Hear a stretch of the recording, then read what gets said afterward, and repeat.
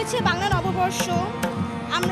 আমার জীবনে first time এসেছি এখানে, তো ভালোই লাগছে সব মিলে। আমি চাই বাংলাদেশের সবাই মানে ভালোভাবে এখানে আসুক আর কি, জায়গাটাতে মিশুক আর কি, এই দিনটাতে, ওটাই চাই। আমি আসলে বাসা থেকে সেরকম বের হই না, আজকে প্রথম, ক্লাস 10 আমি তো জীবনে প্রথম বের হচ্ছি।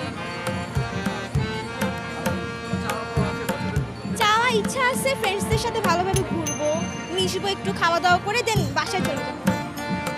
তো এখানে এসেছি, আমি বাউল সেজে এসেছি, অনেক ভালো লাগছে।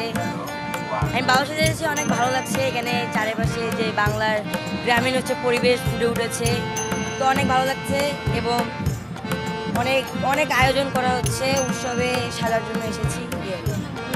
একটা বাঙালির ঐতিহ্য নববর্ষ, অনেক ভালো লাগতেছে, অনুষ্ঠান হচ্ছে, সবাই অনেক সুন্দর করে সাজছে, অনেক ভালো লাগতেছে।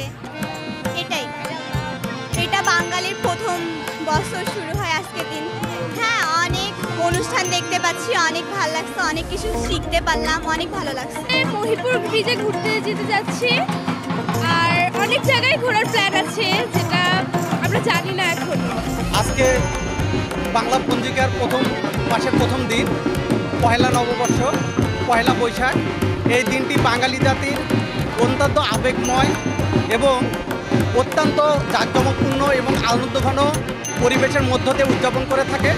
শুধু বাংলাদেশ নয়, আমাদের ভারতের পশ্চিমবঙ্গের জনসাধারণ, বিশেষ করে বাঙালি জাতির অত্যন্ত গৌরবময় একটি দিন। পাশাপাশি ত্রিপুরার অনেক বাঙালিরাও এই দিনটি অত্যন্ত জাঁকজমকপূর্ণভাবে তারা আয়োজন করে থাকে।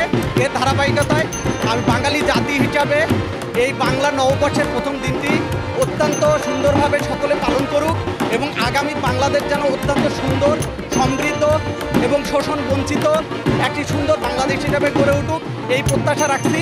শুভ নববর্ষ।